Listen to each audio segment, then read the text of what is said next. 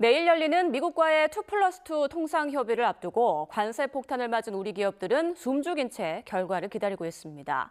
하지만 트럼프 미국 대통령이 구애를 아끼지 않고 있는 우리 조선업은 통상 협의의 지렛대가 될 수 있다는 관측이 나오고 있는데요. 왜 우리 조선업이 주요 협상 카드로 거론되는지 울산 조선소에 나가 있는 취재기자 연결해서 자세한 내용 들어보겠습니다. 박기환 기자. 네, 울산 HD 현대중공업입니다. 네, 박 기자, 최근에 업황이 상당히 좋아졌다고 하는데 현장 분위기 어떻습니까? 네, 제가 조금 전에 이곳 조선소 일대를 직접 한 바퀴 돌아봤는데요. 곳곳에서는 LNG 운반선과 친환경 선박 건조 작업이 한창 진행되고 있었고 눈코 뜰 새 없이 모두 바쁘게 돌아가는 모습이었습니다. 이곳에서는 1년에 최대 50척 정도를 건조할 수 있는데 올해 들어서 지난달까지만 해도 벌써 17척을 새롭게 수주했습니다. 앞으로 건조해야 할 수주량만 해도 160여 척, 앞으로 3년에서 4년치 일감이 쌓여있는 셈입니다.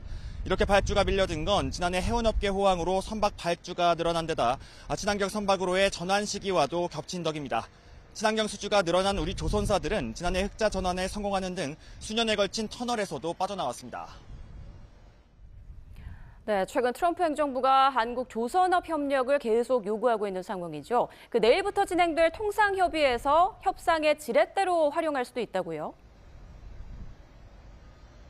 네, 그렇습니다. 미국과 중국 두 나라가 해양 패권을 두고 사실상 신경전을 벌이는 가운데 미국은 사실상 한국의 조선업계를 전략적 동반자로 낙점했습니다.